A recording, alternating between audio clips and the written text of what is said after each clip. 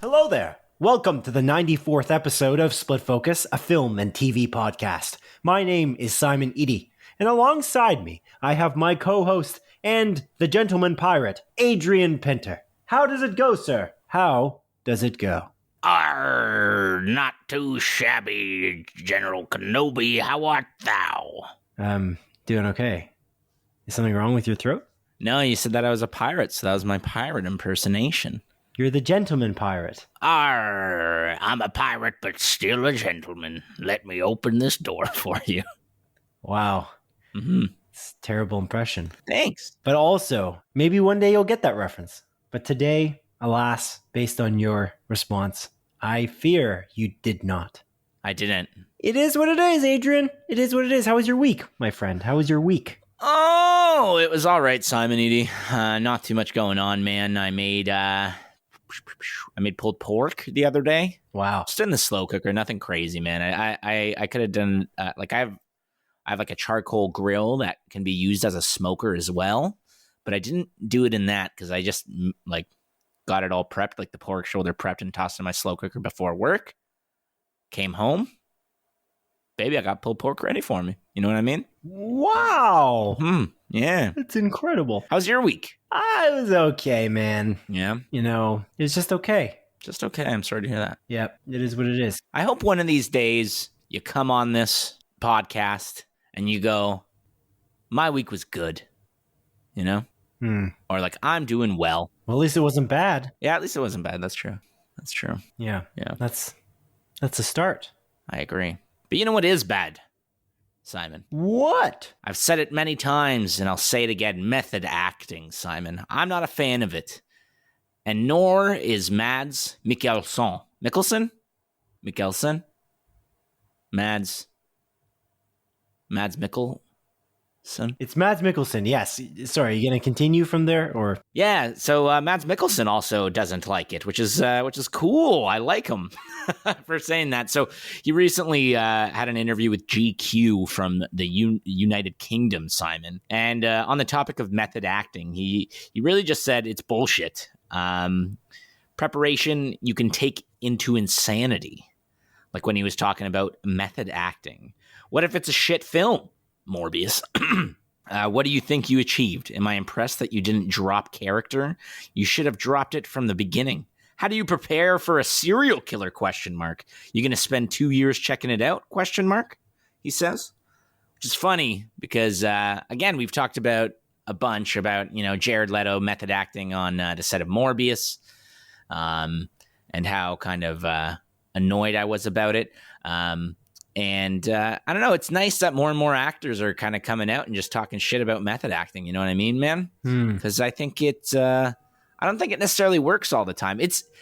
I've been thinking a little bit because I feel like the view on method acting has changed quite dramatically to even like, I would say a few years ago, like half a decade or so. And I think...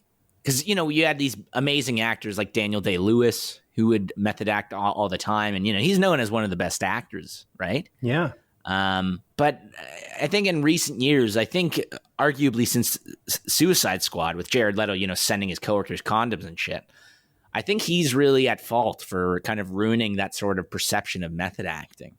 I don't know if you agree about that, but I feel like there has been a genuine shift in people's outlook on method acting in general.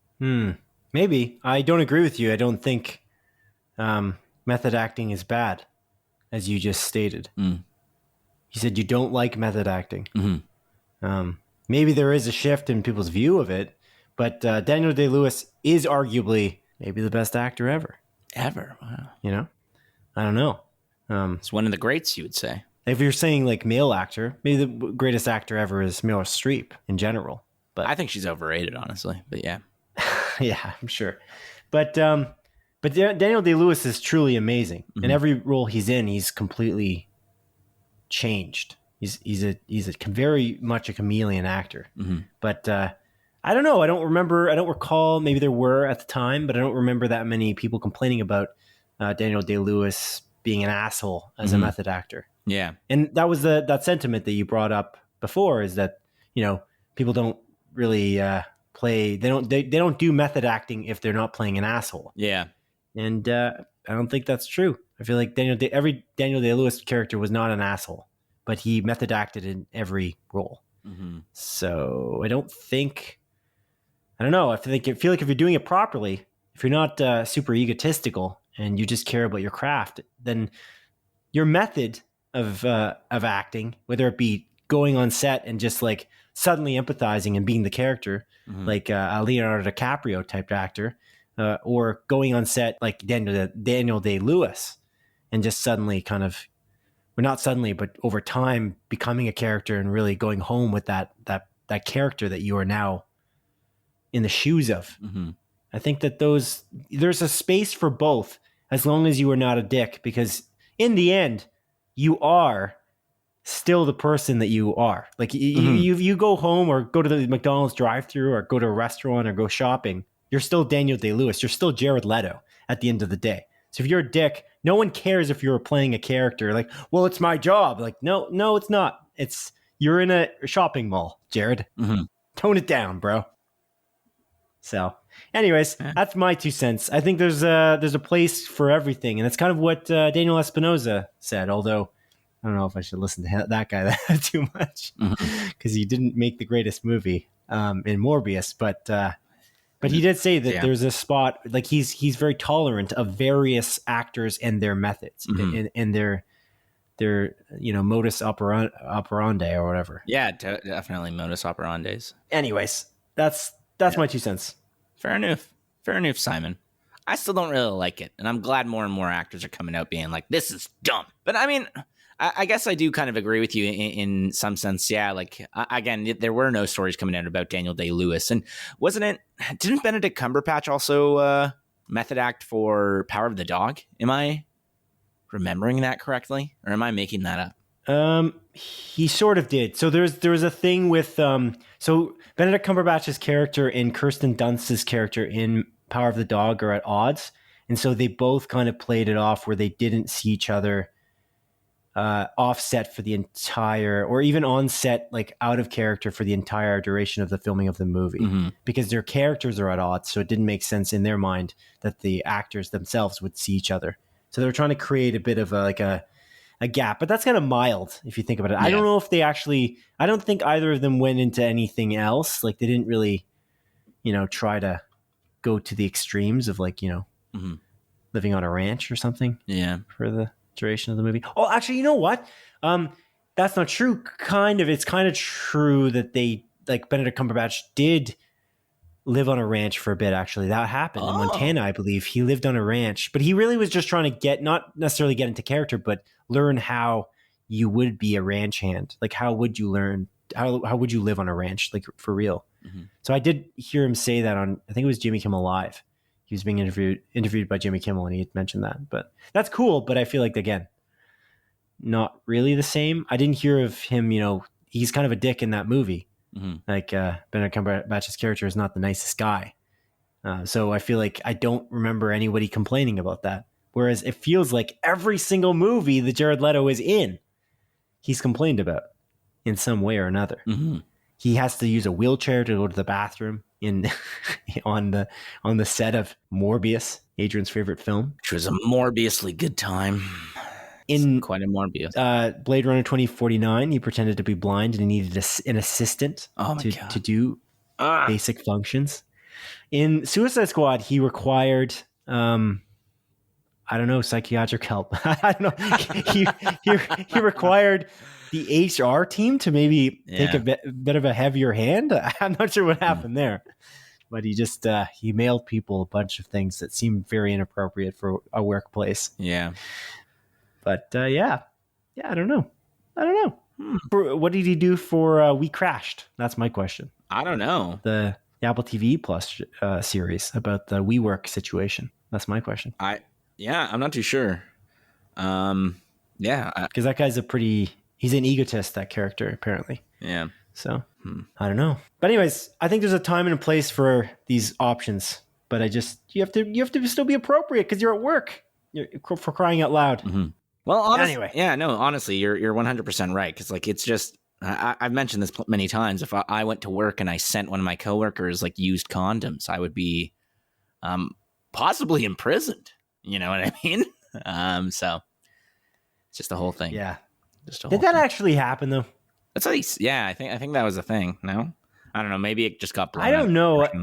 But he was sending random shit. Like he was sending people rats and stuff, didn't he? I don't remember the used condom part. I think it was just condoms. I don't think it were used. I don't know. It seems extreme. Like you say that, and I'm shocked that he didn't get into more trouble for that because I feel like that is sexual harassment. So So Jared Leto denies sending condoms to Suicide Squad cast. That's from the Independent. Yeah, it wasn't him. It was the Joker. Yeah, it was the Joker. It wasn't me. Oh yeah, and he like sent anal beads and shit like that. Did he do that though? I don't know. He's a flip floppy. I know he sent a rat to Margot Robbie but it was a live rat. Yeah. Because she had it through the duration of the filming, according to Margot Robbie on another interview. So I feel like, I don't know, like it was just blown out of proportion. I don't know. Anyways. Yeah. He sucks. But he does have a cult, though. I'm pretty sure that's true. It is true, Simon. It is true. Yeah. I looked it up after we talked about it last episode. I was so certain about that. Yeah. I'm glad you looked it up, and I'm glad we could corroborate that story. It's a pretty weird situation there. But yeah.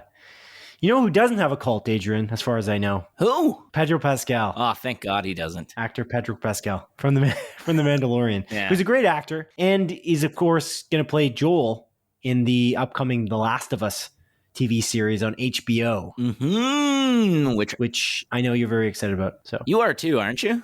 No. Just you. I know you're upset about it. Excited about it. Yeah. I was saying upset. There's no one upset about this. No, I'm very excited. I'm upset about it, dude. I'm so freaking upset. You don't even know it. And you know what? You want to know what I'm upset about, Simon? This is a segue, I'm sure. About it?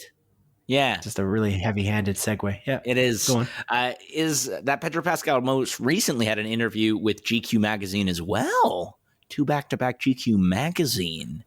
Gentlemen. Wow, busy. Quub or whatever it's called.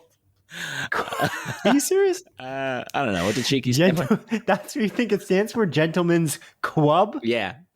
It was initially actually initiated, GQ, by the way, by television character Elmer Fudd. I don't know if you know that. No, I didn't actually. That's pretty wild. Gentlemen's Quub. Yeah, that's good to know. I'm glad I know this now. Yeah. This is a little piece of history. Yeah. Little piece of history. You're learning me something. Yeah, Elmer Fudd. Good guy. But during an interview Pedro Pascal had with GQ magazine, he mentioned that he actually never played The Last of Us, which kind of bummed me out. I actually have the full quotes and questions here. If you're, he did play The Last of Us, but you want me to read it all, Simon? Okay, I know he played it. Okay, I'm gonna read it all for you. Okay. Okay. So the GQ magazine guy is like, "Oh, I'm the biggest fan of The Last of Us. Did you play the game?" ? And then Pedro Pascal responded, "It's so sad. I haven't any skill. I tried, and then it was only a matter of minutes before I had to hand it over to my nephew. It really takes a specific kind of skill, and I don't have it." Then the GQ magazine dude asked him, "Did you watch him play through the whole thing?" And he responded, "I watched for as long as I was able to that day, and then I had to leave to Florida. I found Joel so impressive. I found the whole of it such a visually impressive experience. And then I got worried that I would want to imitate too much, which I think could be right in some circumstances, and then a mistake in others. So I just wanted to create a healthy distance, and for that to be more in the hands of show co-writer Craig Mazin and game writer and show co-writer Neil Druckmann." Yeah, that's really the main piece from that. And I don't know, reading that, so he played it clearly. He didn't play all of it. He played it for a couple minutes. He literally says a matter of minutes. So not being able to play it shouldn't be a requirement to play a character. No, I agree completely. I just okay.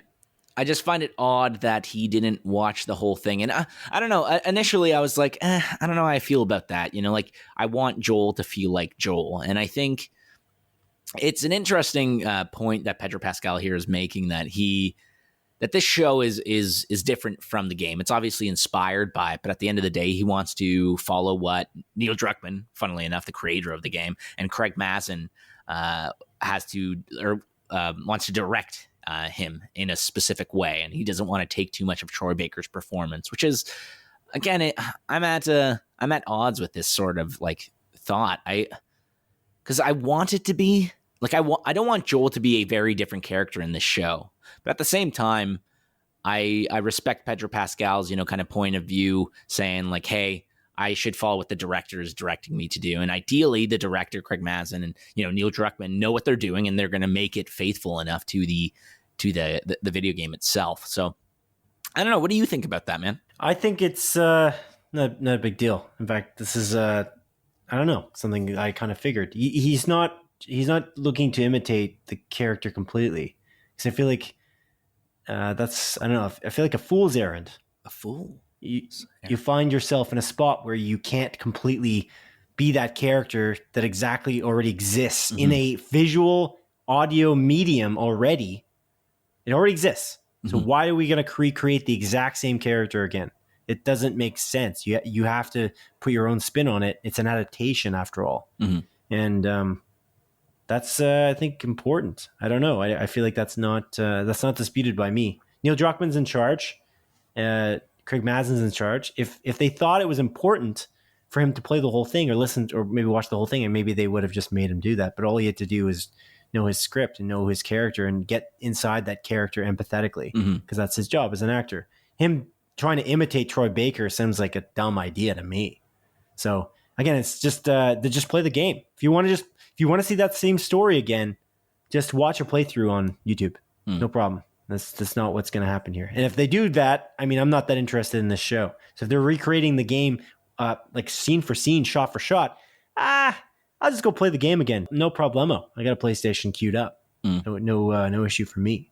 That's kind of my perspective there. But yeah. Fair enough. Yeah, I get that, man.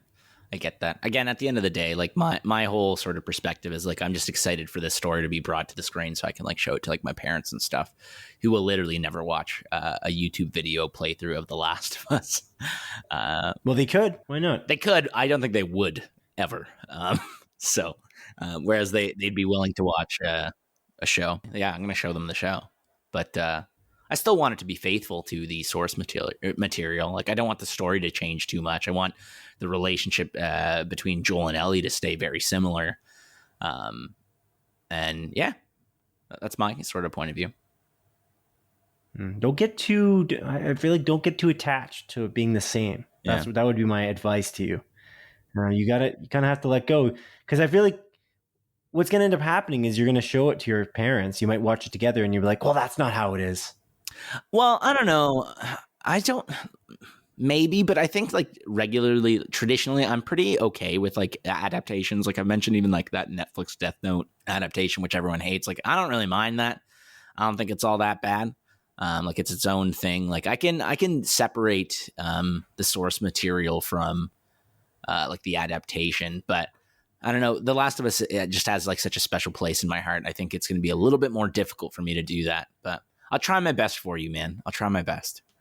Okay. Yeah. Well, good luck with that. Thanks. Good luck with that. Adrian, I have one show correction from last week that I'd like to make. Gasp. Right now. It's more of a clarification. We talked about Michael Giacchino, composer Michael Giacchino of Up, composer of The Batman, composer of Lost. Yeah. Some of my favorite compositions, my favorite scores ever in movies or TV. He specifically is directing something, and you talked about this last week, and how he's directing the Halloween special from Disney on Disney Plus for like it's like a Marvel Halloween special. Yeah. And I just wanted to kind of clarify, he is directing it. He is directing it somehow. I don't know. I guess this is his directorial debut, which is pretty neat. And it's Gael Garcia Bernal. I think we talked about this briefly because I do recall this a little bit from Mozart in the Jungle. It's the actor who's in Mozart in the Jungle, that Amazon series. Gael Garcia Bernal is like the main actor in that series. And he's in this new Werewolf by Night Halloween special. So it's the Werewolf by Night comics series, which I'm not familiar with barely at all. Me neither. But it's interesting. Yeah, so on the topic of that Werewolf by Night thing, and I think it's the first episode of Moon Knight, or possibly the second episode of Moon Knight, I don't recall. There is a point in the show where there's a QR code in the episode. And if you actually scan that QR code, it brings you to a link on Marvel, on a Marvel website, which gives you access to a comic book, Simon. And that comic book is actually Werewolf by Night. Interesting. Fun little Easter egg that I wanted to point out there. Yeah. Adrian. Cool.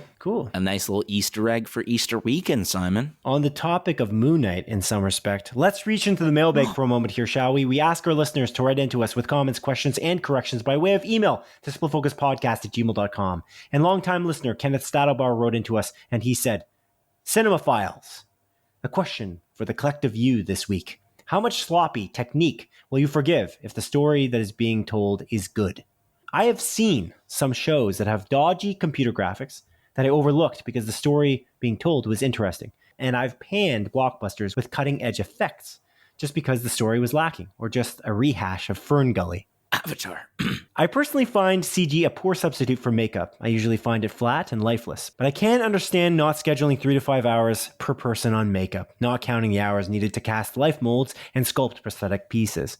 If you have the graphics people rendering in post, you aren't wasting an actor's time and energy doing something other than acting, but is achieving the narrative reason enough to excuse the technique used.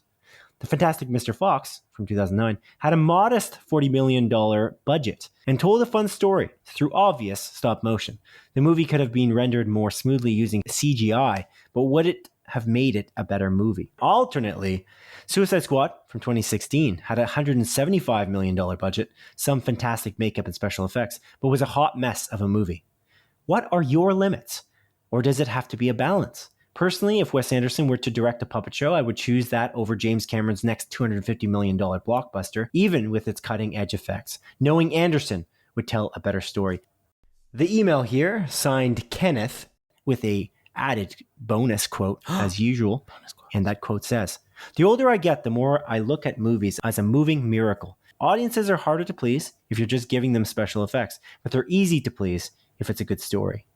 A quote by Steven Spielberg. Ah. Yes. Adrian, what do you make of Ken's email here? I'm curious what you think of his perspective. I've got a certain thing that I kind of thought of when I first read this, when he sent the email in. I'm curious what you think about it. I don't know. This is an interesting one. I think this is a really compelling question that Ken kind of asks. And I feel like I should preface this for those of you out there, audience, that don't know Adrian.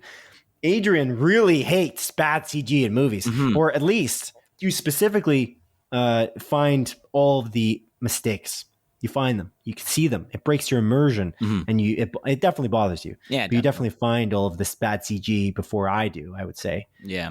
So I just wanted to preface whatever you're about to say with that concept. Thank you for prefacing what I'm about to say. You're welcome. I'm just giving the audience some context. Context is everything. Much needed context, baby. But I don't know. This is a kind of a compelling question. I think for me, honestly, the biggest thing that that I would say pulls me out of like a movie or a TV show when like the effects are bad is inconsistency. Like I think a lot of the time, I think Moon Knight is actually a prime example where the suit in Moon Knight and how it kind of goes around Oscar Isaac's body in the show looks really, really good. Actually, I really like it. I think it looks quite awesome. But there's a car chase in that first episode, which looks like it was, edited on some guy's iPhone using like a free app. And it really took me out of it from that episode. So that's ridiculous. But yeah, sure. But for me, so that's the most exaggerated thing you could have possibly said. A free app. I don't think so, but okay. Yeah. It's a free app. There's ads in it though. I'd like to see you do that, but sure.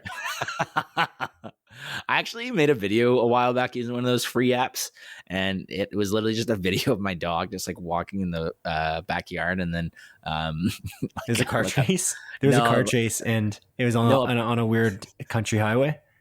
No, just in my backyard, and a plane flew by and just like shot a bomb, and Oh yeah. it made my dog explode. It's a Oh quality no. video. My dog's okay because it was editing, Simon. So no worries. Oh, thank God. Yeah, no worries. You worried me there for a second. I thought she was just gone. Poor Ellie. I apologize. I should have been more clear. No, this was my old dog Pepper back in the day. Oh. Yeah, and yeah, good times, man. Good times with that dog. I love that guy. And yeah, what was I talking about? I just went off on a tangent talking about how I. You were just talking about Salt the dog and how she was. No, Pepper. Oh, my mistake. I'd never had a dog named Salt, but when we got Tito, I feel like in hindsight, it may have been better to name him Salt just because we would have had Salt and Pepper. Yeah, it would have been. But alas, we stuck with Tito. He was named after the former Yugoslavian president. Is that true? Yeah, I think so. I don't name him. Yeah, I guess you just didn't know me then, so that's why you didn't call that dog Salt. Yeah, I know, man. I wish I knew you back then. I would have named him properly. Yep. Even though I wasn't the one naming him. What can you do? But anyways, what can you do? Make a time machine, time travel. We're good at that. We time travel all the time. We do? Yeah, I do at least. I'm pretty sure you do. Maybe you don't remember. Maybe the world corrects itself. I don't know the time travel rules in our universe. Whatever. We're going off on a tangent here. I digress. Yeah, we are. But yeah, I think for me, the big thing is I just want there to be more consistency. Like, I think the Fantastic Mr. Fox, although it was like in stop motion, I don't think it was bad. Like, I think it still looked really great because it was the art style and it stayed consistent throughout the entire film. So I don't know. It's an interesting one. What do you think? What's your point on this? I think it's ridiculous to put the Fantastic Mr. Fox in this email. I don't know. It's in the category that it's in. I feel like the Fantastic Mr. Fox is a specific art style. Yeah. That's kind of like saying that you don't like, I don't know. Stop motion. I don't know. Well, like anime or something like, oh, well, the art styles is not good because it's a different animation than I'm used to. I don't know. I like stop motion. What's wrong with stop motion? I'm a little confused. Like, that's the beauty of it. The charm of the Fantastic Mr. Fox movie is the fact that it's shot that way. And it is consistent, to follow your own point there, Adrian. Consistency is key. And so the problem with CG in a lot of movies is that it does break you out of consistent patterns. So for instance, if you have a live action show like Moon Knight and you have a bad car chase scene where it's just badly computer graphicked, you know? Yeah, through a free app on the App Store. Yeah, when they're using a free app on the App Store because they ran out of budget or whatever, that's a problem because it's an issue there. But my prime example of something that takes me out of it every time I go back to watch it is Spider-Man 1. It's a very specific reference, but the moment where Spider-Man crawls up the wall in the nighttime in one of the scenes, Tobey Maguire's Spider-Man, it's it is like a PS2 game. It is not good. I don't know if you remember this, Adrian, but it's really bad. Computer graphics. It's not good. Not good at all. I'm taking it that you don't remember this based on your silence. I don't know. I don't remember the last time I watched the original Spider-Man. It's been like probably half a decade, but. Maybe back then you didn't pick up on bad CG. Maybe that's what it is. Because I feel like it's hard to forget that. Yeah, I don't know. Maybe it's like one of those like nostalgia things too, though, right? Like, you know, it was a product of its time. Like, it's hard. Nope. That defeats your whole argument, though, because you just made that argument that consistency is the only thing that matters. You have a live action Tobey Maguire. You got Willem Dafoe talking in a Thanksgiving dinner, and then a few scenes later, he's crawling up a wall, and he's literally a CG nightmare. Yeah. So I don't agree with you. I feel like it's not a product of its time because those, like, you can shoot a movie a certain way, but if you end up just like it's just scrapped out the window because the CG looks like it's literally, if you just went to PS2 graphics midway through an Avengers movie, I feel like you wouldn't be accepting this. Definitely not. Yeah. I don't know. I kind of see what you mean, but I don't really agree because I agree with you. It's all about consistency. Like in Star Wars, The Last Jedi. You know? Yeah. The casino scene. Yeah. That, those weird, like, animal horse looking hybrids that, like, seem like they're straight out of, like, the prequel series, honestly. Like, Phantom Menace. Yeah. Like, I don't agree that was that bad, that CG, but it was the inconsistency in that scene that made it the reason why you didn't like it, I would argue. Like, based on your own argument. Yeah, that's one of my major criticisms of The Last Jedi, honestly. I remember that was like one of my big things that I was just like, God, I really don't like that in that movie. Although the movie's great, I really love The Last Jedi. I think it's a good movie. Yeah. So the answer is question. I feel like I can't answer the question. Like, if Wes Anderson were to direct a puppet show, yeah, heck yes, I would watch that over a James Cameron movie. Anyway, there's not really... It has nothing to do with the style. If Wes Anderson made a CG movie, I would also like that better than Avatar, most likely. It's just the way he tells the story in a very quirky way. Yeah. And so that's the thing. But I think the point of Ken's question is, like, how much are you willing to forgive? Like, I think at the end of the day, I think story is king. If the story is absolutely brilliant, I can kind of get past it. I'll still point it out. I'll still be like, I don't like that.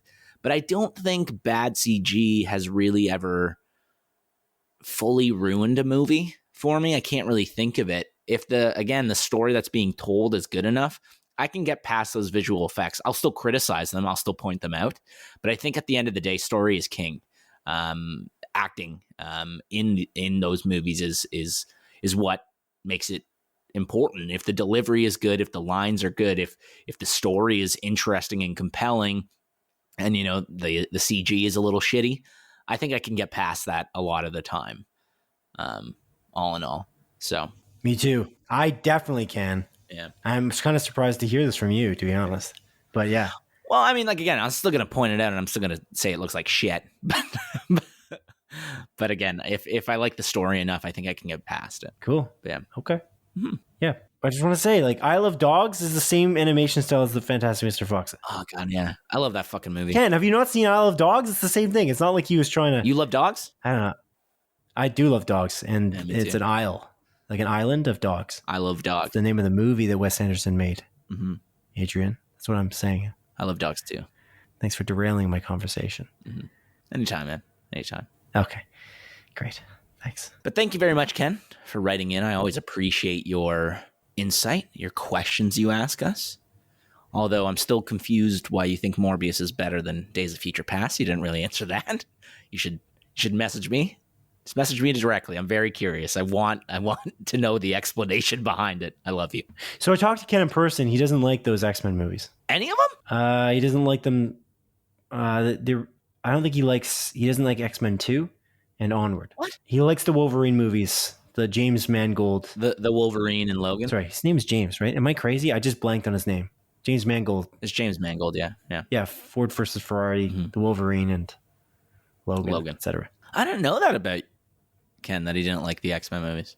He doesn't like them. He thinks they're bad. Oh, shit, no. For various reasons, but I don't want to butcher his explanation here. So okay, I'm going to talk to him. Yeah. Maybe at Doctor Strange, if I don't see him before then. Yeah, maybe he can write into us and tell us why he doesn't like... He could just write into us and tell us why he doesn't like Days of Future Past. Yeah. I really liked X-Men 2, to be honest. I thought it's like an awesome movie. I like X2 as well. Yeah. Yeah. Oh, well, indeed. I don't know. Speaking of liking things, Simon, what have you been watching? Well, I watched only things I don't like this week. So really? It completely ruins your goddamn segue. Damn it. Fuck. I'm a liar. Oh, thank God. I'm a liar. I watched Moon Knight. That's it, pretty much. I watched Moon Knight. I watched some more Our Flag Means Death. Ooh. Which is really good and really funny. And Taika Waititi is pretty great so far in it. And I'm pretty happy about it. It's pretty good. It's going a different direction than I kind of anticipated. But one show that I obviously watched as well, and I'm sure you watched the third episode, maybe not, but Moon Knight, episode 3. Yeah. Did you see it as well? I did indeed, Simon. I did indeed. Yeah. So here's what I'm going to say. Just I have one thing to say about it, and then I'm going to let you tell me what you watched this week. Okay. And this is it. This show is okay. Oh. And the first 2 episodes to me were better than the third episode. Interesting. And the phrase I would use to describe this show is that it's pulling its punches. That's what I would say. That would be the best thing I can say. There's a bunch of things that I don't love about the third episode, whereas they were not present in the second and the first episode necessarily as problems. But it could maybe feel like nitpicking, but there's just a few things. And it's weird. There's a bunch of things that it feels like the attention to detail is missing in some aspects. And I'm like, why? it seems like it was not too difficult to nail some of the parts in that third episode. And there's like, first of all, this is TV 14, which again, I just don't understand why they're doing this. Like, make up your mind as to what you're doing on Disney Plus. That would be my first thing. Don't say this is a brutal show and then never show any blood when there's a literal knife fight, because that's the bloodiest possible way to fight someone. Seriously. Yeah. Like, you have a knife fight, let's see blood. That's all I'm asking. Or don't have knives. Just throw the knives away. We don't need the knives. It's okay. Yeah. I just don't see the point. It seems pointless. But anyway, and then the other thing is there's this scene. I'm not going to say it because I don't want to spoil anything, as we don't spoil anything on this podcast. But there's this one particular scene where it's like, Oscar Isaac's character is constantly switching between characters, etc. But there's this one switching scene that I'm just like, what is going on? Like, do you not know the rules to your own world? That's the question. And I think if you watch this episode 3 of Moon Knight, you maybe would ask the same question. Like, what? I don't understand. It takes place in this this big room, this chamber kind of thing. Mm-hmm. I think you know what I'm talking about, Adrian. I know exactly what you're talking about. You can kind of see there's problems in the scene, like a large, like, I'm just confused, like, who directed, like, why is this directed this way? And maybe not why is it directed this way, but why is it like written this way? And it's I'm like kind of worried now, because I kind of was hesitant after the first 2 episodes and thinking they're probably not going to end this well, because they haven't ended, in my opinion, any of the Marvel series in a very good way, except for Loki. I feel like the other seasons, the other series. What If as well, but I guess I know you don't count What If. I think What If's best episodes were its last 2. I liked What If overall. Yeah, What If was good, but I don't count that, because I'm talking about like the live action stuff that's all going to leach into each other. And I don't think What If, as I explained before, I feel like all the details of What If that we are going to require, that they're going to pull into the greater MCU, the greater Marvel Cinematic Universe, are going to be explained before that happens. That's what I believe will happen. Like, it'll explain it enough that it will, because those episodes are also incredibly short. So they're like a little teaser. They're like a little appetizer of what we might get in the greater Marvel Cinematic Universe. I think the greatest response, they're almost testing the waters to see what people like about those episodes of What If, so that they can bring that into the live action-averse. That's what I believe. But live action-averse, I like that. Yeah, anyways. So Moon Knight, interesting. I like it, actually. I do like it. And I like Oscar Isaac's performance, and I like Ethan Hawke. So that's my 2 cents, is that it's not bad. Certainly not bad. Definitely. But man, there's so much potential that's just missed out on. And I just wish they had maybe hired someone else to write it. I don't know. Yeah. I don't know. Maybe I'm wrong. Maybe this guy's going to prove that this series is going to be an amazing ending. Yeah. But I don't know that that's true. And I had red flags when I was going into this, because Jeremy Slater, who's written this show and is the showrunner, is specifically not, that if you look at his track record, is again not well regarded, except for the one show, the Exorcist show. That's the only thing. And it made me question, it's like, why did you hire him specifically? Like, you have is there no one else that's lining up to do Marvel series? I feel like there's got to be so many. Yeah. Anyways, sorry, I've gone on too long. That's going to be my 2 cents. But so I'll keep it brief on my sort of outlook on Moon Knight. I think I agree with you completely. I think my sort of summary of this show is missed potential. I think it sets up a lot of cool things. I think this show has a lot of cool ideas, and I think Oscar Isaac's performance in particular is phenomenal.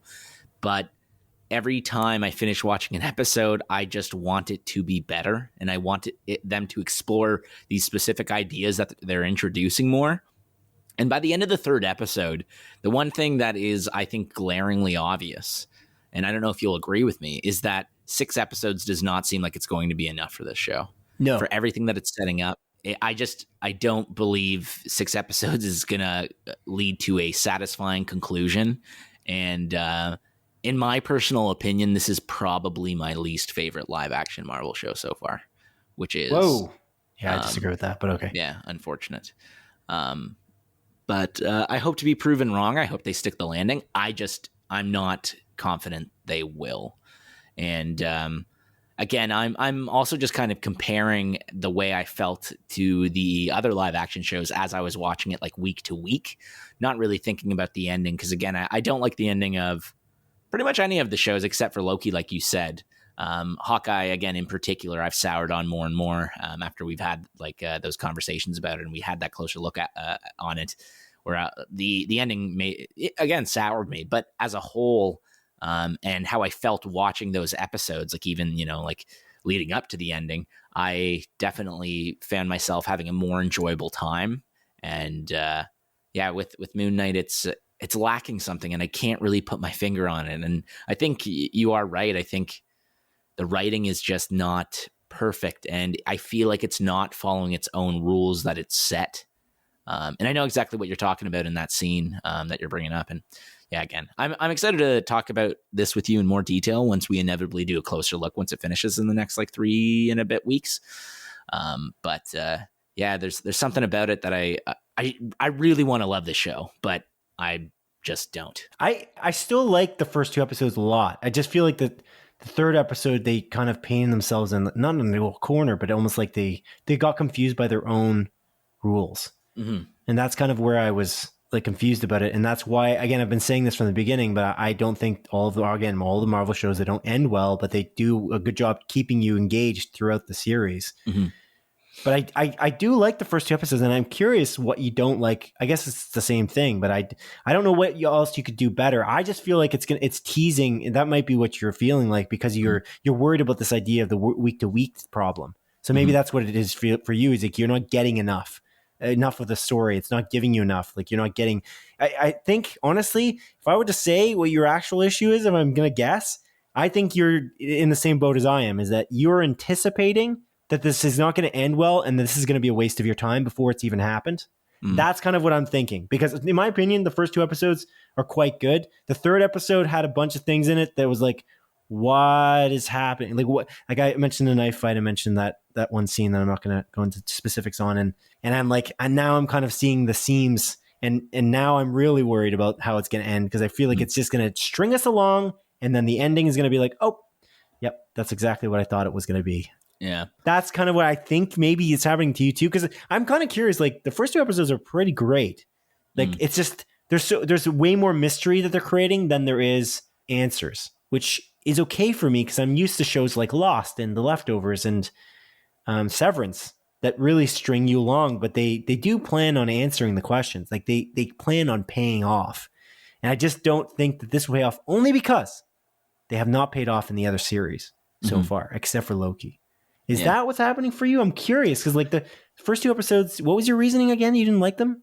I don't remember exactly off the top of my head. Okay. Listen to the last couple of weeks and I'll explain it. But yeah, there's something about it that just wasn't clicking with me. I think for the first episode in particular, that it just wasn't satisfying. And I think I just wanted more. And yeah, I guess like having these like sort of bite-sized pieces week to week.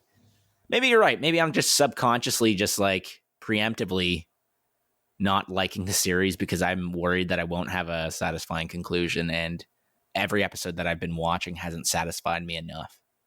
So I don't know. Well, I guess we'll find out once the series finishes. But like I said, I'm excited to kind of dive deep into it once it's all done, and we can either tear it apart or be proven wrong and be like, wow, this show is great. This is the greatest Marvel thing ever created ever. You never know. There's nothing in between, though. Yeah, we should probably talk about it less as we go on. Like for the next 3 episodes. Like I feel like I don't think we spoiled it here at all. In our vaguity in the way we're talking, but I feel like as we go, I feel like we should just kind of leave it now. Sounds good to me. But I'll keep the next 2 things that that Moon Knight's the only thing you watched, right? Yeah, Our Flag Means Death, but I don't have anything else to say. It was good. Fair enough. Well, I'll add on I'll mention 2 other shows that I've watched. I'll keep it brief for them, but I've continued to watch Superstore. I'm now nearing the end of season 3, and I'll be honest, I'm gonna eat my humble pie and say my initial reaction to the show, although valid at the time, I've changed my tune a great deal. I really like this show. I think this show's hilarious. And I think as the show progresses, it gets better and better. You start falling in love with a lot of these characters. They give these side characters from like season 1 and even like earlier in season 2 far more screen time. I'm talking about like Sandra and Marcus in particular. And they become very likable and hilarious characters. And honestly, all throughout it, I look forward to watching it, when I'm like sitting down before a meal, or even if I'm like cooking something in my kitchen, I just have it playing in the background because it's like one of those just easy watching shows, and it's genuinely hilarious, and it's again very relatable. You and I both work in retail and have worked in retail, and so there's a lot of little things where I'm just like, oh my god, like fucking hate this because I've dealt with this exact sort of situation. But I think it's really, really funny. I think the characters are very well written and very well developed. There are still, like I'm not a huge fan of like one of the main characters, Amy in particular. I just feel like her character is just very samey to, funnily enough, Amy from Brooklyn Nine-Nine. And I just feel like it's, again, very similar character type and how they react to situations. And I just think Amy Santiago from Brooklyn Nine-Nine. Sorry, I don't agree at all. Oh. Other than their names, and they're both Latina.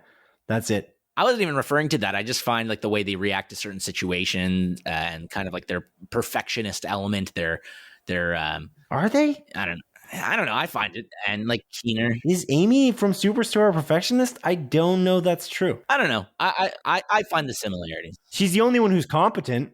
Yeah. She's the only one in the show that can do her job properly. Yeah. I don't know. Again, I find that like similarity quite prevalent, and I just think it's been done better in other shows. And honestly, the sort of like love triangle thing, or the love relationship between like the will they won't they between like the two main characters, again, it's been done in The Office significantly better. It's been done in Brooklyn Nine-Nine, all of that sort of stuff. And I don't really care for that element of the series, but I think the antics that go on in every episode, the way characters interact with one another, Mateo and Cheyenne in particular are probably like my favorite duo in the show, and it's really good. It's a really nice watch, and I truly recommend it. It's a nice feel good sort of TV series, and I like it. I like it quite a bit. Cool. Yeah. And then the other show that I watched is I haven't finished it all. There's 6 episodes. It's actually on Disney Plus, but it is the How I Met Your Mother spinoff show, How I Met Your Father, Simon. Starring Hilary Duff. And this show is not great. I don't really like it. Now, I think this show has gotten better as I've watched these 3 episodes. They're fairly short. They're, like 20 to 30 minutes long every episode. And again, I think by the end of the 3rd episode, I was like, I'm starting to like and grow on these characters are starting to grow on me, but I don't think it's as good as How I Met Your Father. How I Met Your Mother in particular. And I think where it kind of falls into the trap of trying to do similar things from that show, just not doing it as well. And I don't know, it kind of leaves a lot to be desired is the way I would put it. The pilot episode in particular, it follows a very similar sort of plot line of How I Met Your Mother. And I just think How I Met Your Mother did it better. And again, you fall in love with the characters of How I Met Your Mother far quicker. And it's kind of funny because I finished watching, I think, the 3rd episode. I was watching with my girlfriend because both her and I are really big fans of How I Met Your Mother. We finished the 3rd episode and we're both kind of like, I'm down to finish the 6 episodes, but I don't really love it. And then we just decided to put on the first few episodes of How I Met Your Mother. And I don't know if it's like that sort of nostalgia playing into it and knowing where the story goes and already knowing the character types and like and their personalities. But I think the pilot episode of How I Met Your Mother in particular is significantly better than How I Met Your Father's. And you kind of, again, the characters are far more interesting and they have their hooks in you almost right away. Whereas in this show, they seem kind of samey and nothing spectacular, but I hope to be proven wrong as this show progresses. I know it was renewed for a season 2 by Hulu, so that's good, I guess. But I don't know. I don't really love it, and I don't necessarily recommend it. Maybe again, I'll change my tune once I finish it with her, but we'll see. Cool. Yeah, man. And that's it. That's all, baby. We're uncool. That's all. I heard it was bad. Yeah, it's not reviewed well. Everyone I've heard that's watched it, or the reviews as well, I haven't heard anything good about it so far. Yeah, it's I think it's like a 38% on Rotten Tomatoes, and I don't think the audience score is particularly good either. It's a 38% Rotten Tomatoes and then a 54% audience score. So I don't think people are really loving it, but again, I think a lot of shows have a rough start, and then they find their stride in their second season. I would almost make the argument for Superstore for me in particular, although I do think the first season of Superstore is like quite a bit better than How I Met Your Father. But even like shows like Parks and Rec and The Office, a lot of people tend to like point out that first season's a little bit rough, and then again, once the characters find like their stride, it gets better. So again, I'm hopeful that they'll do the same thing for this show, but that's more of a wait and see type thing. Cool. Yeah, man. Super cool, dude. Should we move on to the news, Adrian? Should we move on to the news? No. That's too bad. Let's begin with a small collection of more focused stories that Adrian has deemed the most topical this week. Number 1. As publication Variety reports, Sonic the Hedgehog 2's opening weekend box office results proved to be a huge success. Meanwhile, director Michael Bay's action film Ambulance opened to a relatively disappointing box office outcome. The Ben Schwartz, Jim Carrey, and Idris Elba starring Sonic 2 movie had a $71 million 3-day opening weekend domestically with a global total of $141 million in earnings. Many in the industry are looking at these numbers quite optimistically as a representation for the return of family audiences to theaters post-pandemic. The original Sonic the Hedgehog film adaptation, which launched at the very beginning of 2020, had broken the record for the best box office results from a video game film adaptation. Wow. And Sonic 2 is poised to re-break that same record. For the weekend of April 9th, superhero vampire movie Morbius came in second place by earning $10.2 million domestically. The Sandra Bullock starring adventure film The Lost City came in third place, while Michael Bay's Ambulance and Matt Reeves' The Batman came in fourth and fifth place, respectively. Managing to sneak into sixth place, however, was the Michelle Yeoh starring independent multiverse science fiction film Everything Everywhere All at Once. This new indie film, directed by Daniel Scheinert and Daniel Kwan, had only been shown in 1,250 theaters domestically, and yet it still managed to make $6.5 million during the April 9th weekend, which is relatively a fantastic result. Adrian, what do you make of these box office results? Not from the weekend yesterday and the 3 days before that, but the weekend before, because we do launch our episodes on Monday, and the results wouldn't have been out by the time we record this episode of our podcast, because we record on Saturdays. It's true. But you chose the story. I take it just because of the impressive numbers that Sonic had launched with for their opening weekend, and the kind of sad numbers that Ambulance launched with. So, what do you make of this? What do you want to say about that? I find this just like very interesting in general. Like, it's kind of cool how well received Sonic is, and how it's kind of breaking that sort of wall of video game movies. Barrier. Yeah, that sound barrier. Good one, punny. That sound barrier, like The Flash did in the greatest cinematic movie of all time, scene of all time. He broke the time force, Adrian. Oh, whatever, same thing. Who cares? It's a good movie though. He went way faster than sound, way faster than light, I'd imagine. Yeah, he went faster than time, Simon. That's how he turned it back, dude. Time itself. Time is a tool. But I don't know. It's kind of cool because, again, like Sonic the Hedgehog 2 is doing very well, obviously. But not only that, like critically, it's not doing too bad. It's 68% on Rotten Tomatoes, which is not bad at all. Realistically, it's fresh technically, but its audience score is what's honestly the most genuinely impressive thing about it. And it's at a 97% audience score. So people are really loving this. And again, I mentioned that I watched the original Sonic movie, Sonic the Hedgehog 1. And I thought it was like pretty good. I thought it was a very enjoyable, like family friendly kids movie that still appeals to adults. And it seems like they're doing it again with Sonic the Hedgehog 2. They're making this, they're doubling down on this Sonic universe. They're making a Knuckles series, I think it was, with Idris Elba, and they're, I think they've already greenlit the third movie, if I recall correctly. So I don't know. I think this is a really good thing, and it also kind of makes me happy because the film industry is doing very well again. Like I think from Spider-Man No Way Home, and then the Batman shortly thereafter, and now with Sonic, and I'm sure Multiverse of Madness is going to do very well. It's nice to know that the theater industry is crushing it again, and it feels like we're kind of back at it, which is which is great. And I'm really hoping we don't have another fucking lockdown or something like that again with COVID cases on the rise, but they're not really telling us what's going on.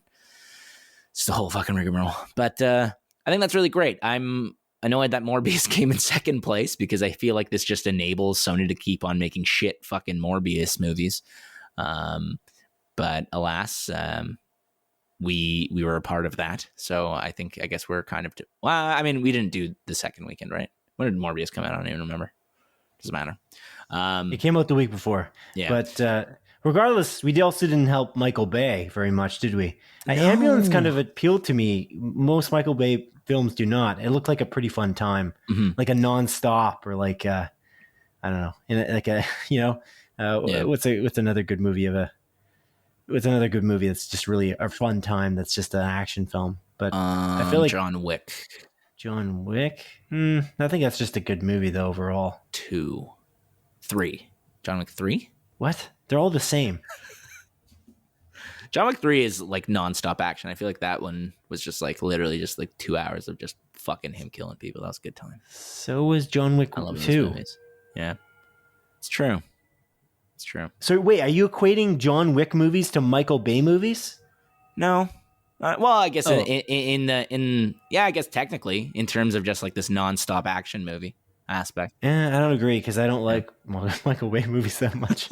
I didn't like TMNT. I didn't like the Teenage Mutant Ninja Turtles movie, and I definitely did not like the Transformers movie, the first one. So I just never ever watched any other of the other Transformers movies because I just found them not necessarily boring, but they just, I don't know. It's like smashy, splody. Like I don't really care that much. That's good stuff. I love smashy, splody. So why didn't you want to go to Ambulance? If it's John Wick, John Wick, I think if John Wick 5 comes out, 4, I guess, comes out. Oh, we're going, baby. We're going day one. You know it. Okay, I'm just trying to keep you consistent here, bro. I don't know. I did want to watch Ambulance. I just kind of forgot about it, honestly, even though I mentioned that it was out. But I do. I kind of do want to watch Ambulance. I think I even mentioned it. Well, we could have gone. This last week. Well, why don't you fucking tell Jimmy to message me? Because I didn't want to go. I just told you I don't like Michael Bay movies. What do you want from me? I'll go. I want you to tell Jimmy to message me for us to go to a movie you don't want to see. That's literally all I wanted. If you had wanted to go see it, I'd go see it. But I'm not going to go take time out of my day to message Jamie to message you because we don't talk outside this podcast. Never have, never will. So that we can just go see a movie that I'm not terribly interested in going to see because I feel like the next few weeks are going to be kind of busy. I'm very interested in seeing, for instance, I feel like actually I shouldn't even go over it because you're going to talk about the new releases in the next segment of the show. But I'm very the last segment of the show. But I'm very interested to see that Nicolas Cage movie as an example. Yeah, and that's coming up. And then right after that is Doctor Strange. So I feel like it's going to be nonstop movies for the next little bit. There's also The Northman coming out. And so I'm spoiling your entire segment. Yeah, thanks. I apologize. But it's, spoiler alert. Just take a look at the listings, audience. But yeah, anyways. So I would go see Michael Bay's Ambulance if you wanted to go see it. But I feel like the next few weeks, I don't know if we're going to have the time now. We could go on Tuesday night, cheap night. The thing that I like the best about Michael Bay's Ambulance, to be honest, is that it's Jake Gyllenhaal, Guy Gyllenhaal, as they call him, and Mr. Mateen II. Yeah. Which his first name, Abdul Mateen II. Yeah, Abdul Mateen. Yeah. Too, as you said. Yes, yeah. Abdul Mateen II, who is amazing in Candyman and is amazing in Watchmen, and I feel like those two together, he's got to be magic.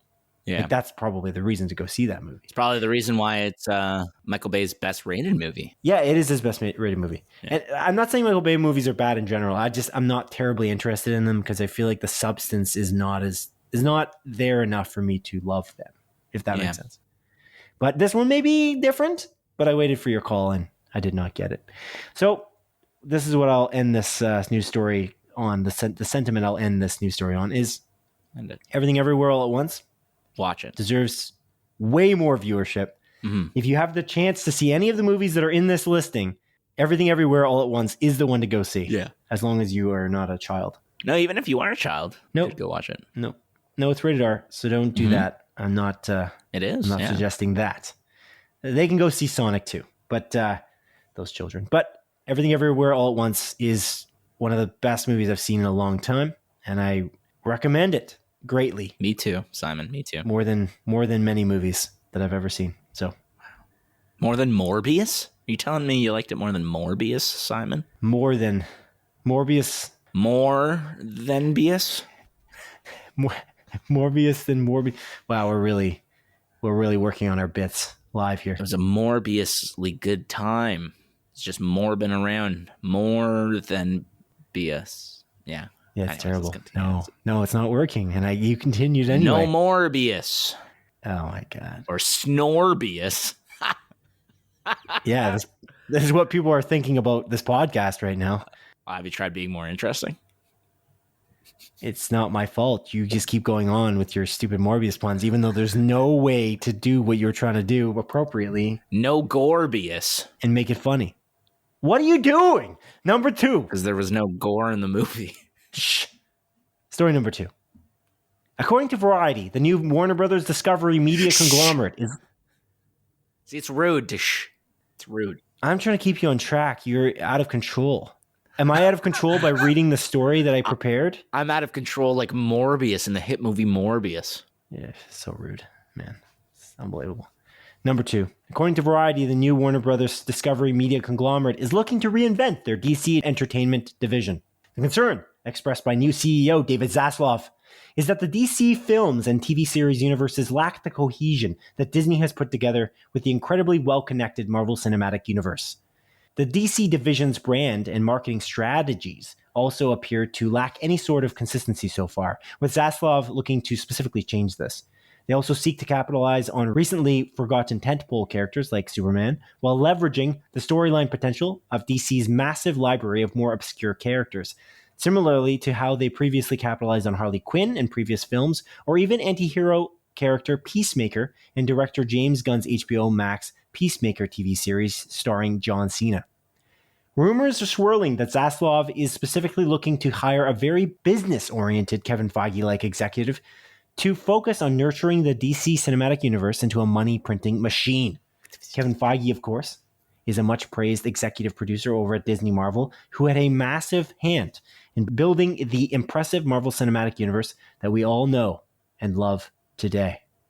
A massive gloved hand, one might say. He can pull that MCU in line with a snap of a finger. Yeah. Adrian, what do you make of this news that they might somehow decide that DC films and TV series could somehow be cohesive? Isn't that a crazy, grand idea? Wow. Who would have thought?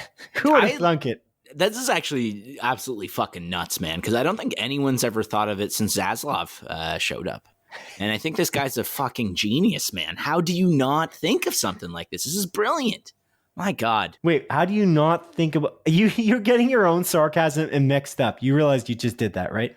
Yeah. How do you not think about something like that? It's just brilliant. So he's not that brilliant because he would have thought about it.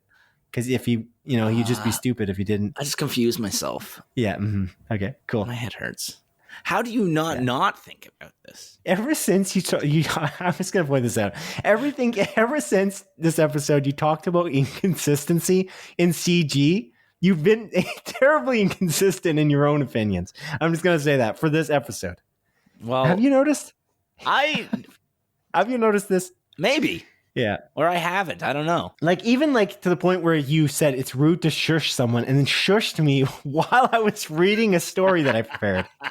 It's so ironic for you to tell me that I'm rude while you're shushing me in a more important part of the show when we were just making jokes in the previous segment. I feel like you're a funny guy, man. You're a funny guy. Thanks, man. Yeah. You're funny sometimes. Not all the time. So, no, Adrian, what I was doing there was called sarcasm. That's how you do sarcasm. What? That's not nice, dude. Jeez, I was delivering Louise. sarcasm.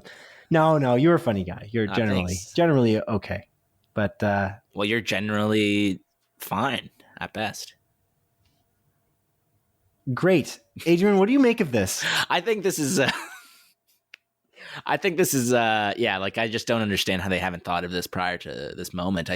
We've been preaching this since the inception of this podcast on how inconsistent the DC universe is.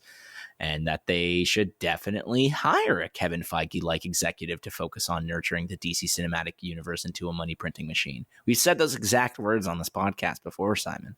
Well, I wrote them here. Yeah.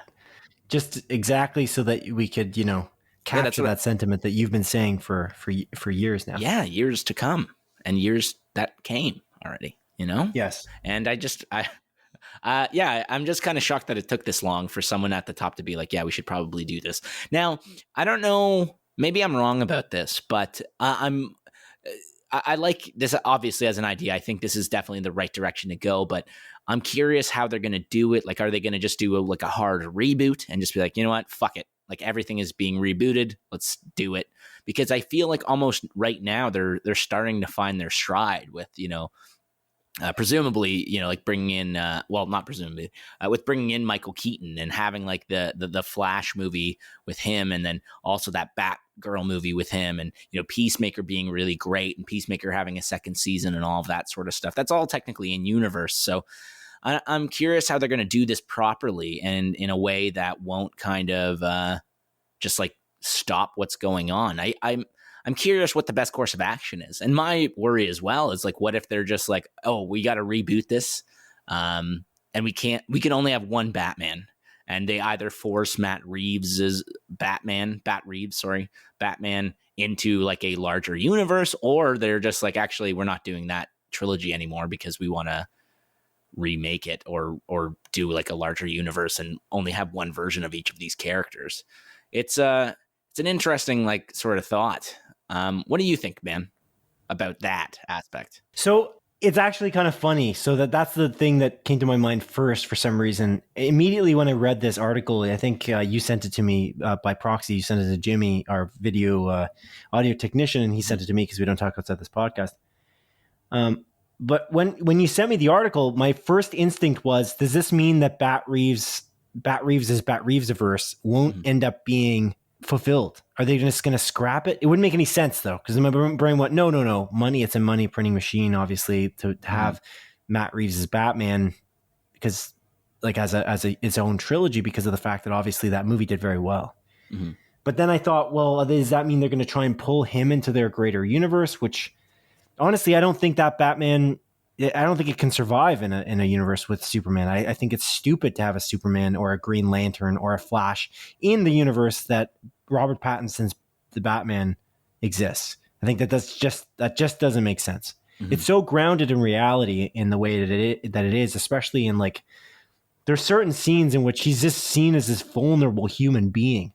Yeah. In the way that he fights and the way that he falls and gets back up. I feel like that aspect, it just doesn't work with the Superman flying around. Mm-hmm. And I really hope that they're not silly enough to try and merge the two, because the groundedness is what I really love. Or not what I really love, but it's something that I really love about that movie. Mm-hmm. So yeah, that's the thing I'm worried about based on this, is Zaslav just trying to do what we've been asking for a while, and that they're going to make at least the DCEU more cohesive, because you can just ignore Matt Reeves' Reeves-averse in the whole situation. If you're just trying to make, Ben Affleck's Batman, Zack Snyder, I guess it doesn't really make sense, because Zack Snyder's Superman and all that is just going to be gone. Yeah. I don't even know. I honestly don't know what they can possibly do now. I know that they can try to soft reboot it, as you've constantly teased on our show, in that Flash movie by director Andy Muschietti and the guy who attacks people throwing darts. But yeah, I don't know what this means, because in the article I read from Variety, they even mentioned specifically that they thought that Superman was that he was just sitting on a shelf, and they weren't utilizing the full-fledged version of Superman. And I'm like, I feel like they've made a lot of Superman movies over the years, and like, do you really need another Superman? Like, I know, and they're already making a Superman. Yeah, with is it Michael B. Jordan's like producing thing? No, is it Michael B. Jordan like producing like some sort of Superman movie? I know there's a different director attached. Or am I mixing something up? Definitely mixing something up. They're making an HBO Max show with Michael B. Jordan as, I think it's Superman's cousin, or. Oh, okay. And you got Ta-Nehisi Coates, who's who's writing a Superman movie with J.J. Abrams producing. I don't think they've got a director attached as of now. So that's happening. And that will likely be a black Superman, which will be very interesting, a very interesting take, certainly. But is their plan then? So is that going to not be an offshoot? Is that going to be like literally the representation of Superman? Possible. Is that what they're going to go for? That's possible, but also that Superman, I'm imagining, because if it's a black Superman, they're going to take that character a different direction. Because I feel like making Superman black will have to change the character in some fundamental ways. If it's a black Clark Kent, you naturally make a character that is slightly different. Like he's dealing with different issues, and that's actually very interesting to me. But does that mean that that's going to be the main Superman in that universe? Or does that mean that they're still making another offshoot like Matt Reeves is doing with the Matt Reeves-averse? So there's a lot of questions here, and I don't know that anyone has the answers, and I don't think that David Zaslav has maybe taken a close enough look at the amount of content and different universes he's got going on right now with the CW and like that shows that aren't really CW shows but are. You got like Titans, which isn't connected to the CW universe. You got that's an thing. You got another Batman. You got Michael Keaton's Batman. You got Ben Affleck's Batman appearing in the Flash movie without Robert Pattinson's connection at all. You have like 4 Batmans right now, 5 Batmans maybe running simultaneously. Yeah, because you got like the dude from Game of Thrones, his Batman. Yeah, what's that guy's name in the Titans series? Ian Glenn. Yeah, the guy who plays what's his name in Game of Thrones. He's playing Batman, like an older Batman. Jorah. Yeah, Jorah Mormont. He's playing Batman. And then you got obviously Robert Pattinson, you got Ben Affleck, and you got Michael Keaton. And there's one more, I think. Wasn't there a Batman cast in the CW yet? Like temporarily? I don't remember, honestly. Well, in the CW, actually, they had what's his name? Oh my god. The voice actor. Like the voice actor that plays Batman and like Kevin everything. Conroy. Yeah, Kevin Conroy was in it in live action. Yeah. In like the in the CW thing too. So right. And then you have also well actually in the Gotham Knights series apparently Batman has died.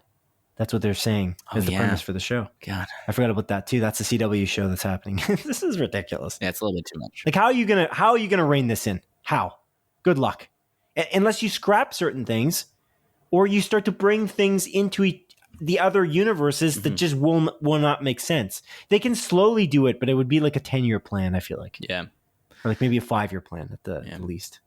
It'd be interesting, like on the aspect of like Bat Reeves-averse, like if they just decide, okay, like this is the main universe and they're going to continue moving it forward. And instead of bringing in like your traditional Superman that flies around and does like crazy shit like that, if they go to like its roots, like back in the day, Superman, when he was introduced, he couldn't fly. He could just jump really like high and far. So maybe they just have like a nerfed like Superman in that universe, and they try to make it a little bit more grounded. But I think it'd be very hard to do that in a way that's interesting, because right now it seems very grounded, and it seems like, hey, no, like this is Batman's the guy. It's Gotham. It's dirty and gross and all of that sort of stuff. I feel like it would be very difficult to effectively, I guess, like widen that universe. There's also the whole like Joker universe. Like I know there was talks about making like a sequel to Joker, and that's all fucked. I don't know. It's interesting. I wonder if I'm really curious to see how this kind of works out and what we'll actually get about that. But yeah, my biggest fear is that they just decide to like cancel the Bat Reeves-averse, and that would be a goddamn travesty. That doesn't make sense though, because the movie did incredibly well. Money talks. Like that's like as much as you can like point to like studio meddling at many a time. I mean, when there's studio meddling, it's usually because they're worried about not making money. Yeah. Like unless they think, oh, we can make more money, so let's bring Robert Pattinson's Batman into the fold, which would be just a terrible mistake. I want that universe to be as isolated as possible. Me too. Especially from the CW. Oh my god. But yeah, cool. Yeah, this is actually more nerve-wracking than I figured. It's funny, when I read the article, I was like, oh, not to worry, and then you brought it up again that like, what if they cancel the Bat Reeves-averse, or what if they bring him in to the rest of the weird comics universe of all these other random characters. But yeah, I don't know. I don't know what they're going to do and who they're going to hire. And I'm sure there's people on Twitter that want a specific person hired for this role. Oh, man, for the executive producer role for all of these movies. Although he wouldn't do it because he's a director and he'd rather direct. But can you guess who I'm thinking? Can you guess what's going to be trending on Twitter and, every week from now until the end of time, Adrian? Zack Snyder, baby. Restore the Snyderverse. You know what's up, dude. That trended like I think the day after we recorded our podcast last week. Mm-hmm. So on the Sunday, I was like, how is this still trending again? How are these people this adamant that they not have lives? And you look at who's actually like, trending this on Twitter, and you look at their usernames and they're all like related to Zack Snyder's characters, or the canon is created with either Sucker Punch or, Man of Steel, or It's just crazy. They just love him so much. I've never seen that much fervor on Twitter for someone. Yeah. Oh man, which is fine. Like to each their own, but it's like you got too much time on your hands. Maybe I don't know. I wonder if they'll restore. They won't restore it, right? That's not going to happen. Imagine. I would love that. But at the same time, I have no clue. You know who? It's funny. The person who is the most vocal against that I've seen in terms of an executive on Twitter or social media, not really on Twitter. She doesn't really. I don't think she tweeted, but she had said something in an interview about it. And I was like, I don't think she likes him very much. Like, he doesn't like Zack Snyder very much. But Ann Sarnoff, who was the CEO of, I think it ended up being Warner Brothers. I'm a little confused because there's also Jason Kilar, and I'm not sure his exact role, but he didn't mention anything about Zack Snyder. But anyways, Ann Sarnoff had mentioned, she'd also talked about Dune and almost everything about Warner Brothers, but she had specifically mentioned her disdain for the toxicity of the fandom for the DCU Snyderverse. Mm-hmm. I don't know if you remember this, but no, I don't remember it. Yeah, she didn't seem to love them. She didn't seem to love that fandom because she got pushed. Like, they got pushed into a corner. It was like week after week, they just wanted the Snyderverse restored, and they're like, "Fine, just get the Snyder cut released. We know it exists. Zach, are you gonna do it?" And he's like, "Yes." And then they did it. Yeah, that's it. It's like he had it ready, but it's like I don't think he ever thought he was ever going to be able to do that. The fans made that happen, which is amazing, and it's pretty crazy that happened. It's pretty cool, but at the same time, it's a little ridiculous. And like I feel like they were just kind of annoyed at the end of the day because I wonder how well it did on HBO Max when it launched, the 4-hour Snyder cut. But yeah, because it never really released numbers or anything like that, so I don't know. I don't know if that means it did badly or they didn't want to talk about it, because if they said it did well, then they'd have a reason to keep it going. Yeah, exactly. It's like this fine line they have to walk. Yeah, because we don't want to deal with these people anymore. Well, Ann, you're out. We got Zaslav in. Mr. David Zaslav. He's back, and he's going to restore the goddamn Snyderverse. And you know what? You know what? Release the Iyer cut. Adrian, I just realized. You know whose name also starts with a Z and an A? Oh, my God. Zack Snyder. Z-A-S. Oh my God. Zack Snyder. The Illuminati is real. Holy shit. The Court of Owls is real, Adrian. Oh, good stuff. Okay, let's move on. Story number 3. As reported by tech website The Verge, Amazon is rebranding their free streaming. Speaking of puke noises. Oh man, Amazon is rebranding their free streaming service IMDb TV to Amazon Freevee.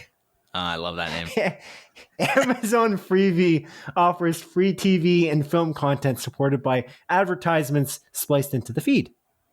As Freevee director Ashraf Al-Karmi puts it, quote, "Customers are increasingly shifting to streaming ad-supported premium content, and we have developed Freevee to deliver them highly sought content with half the commercials of traditional TV. Our new name clearly communicates who we are, an easy-to-navigate streaming service, available to users for free, whenever and wherever they choose to watch some of the greatest original and licensed content available," unquote. 2 of Amazon Freevee's more popular shows so far have been the Titus Welliver starring cop series Bosch Legacy and British spy drama Alex Rider. Adrian, what do you make of this name change from IMDb TV, which we arguably have never watched ourselves, No. to Amazon Freevee? Simon? Yes, Adrian? I think this name change Is the greatest name change ever to change names. I love it because it's so fucking stupid.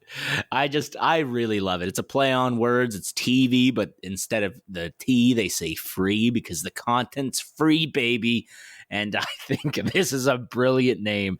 It's just ridiculous. It's so dumb, but I love it so much at the same time. And just the idea that, Amazon's like, yeah, fuck it, let's do it.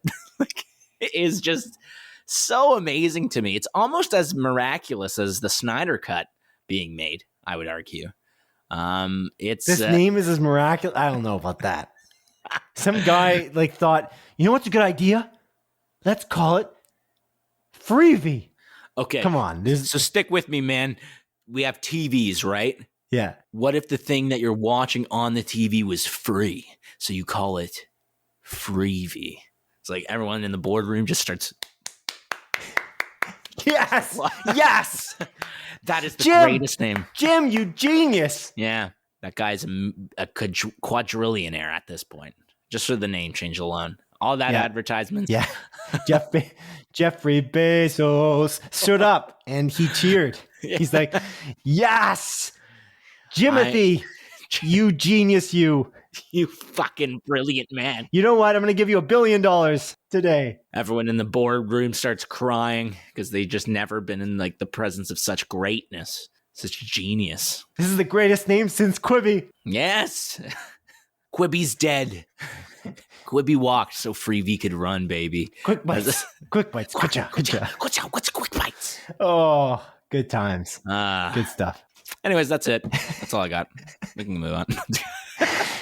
You know what? Okay, in all honesty, we made fun of this name, but I honestly think it did need a rebrand. I have to say, IMDb TV is not a good name because IMDb, you don't think of IMDb as a thing you would find streaming content on, free or otherwise. It doesn't matter. And it just sounded like IMDb TV was movie trailers.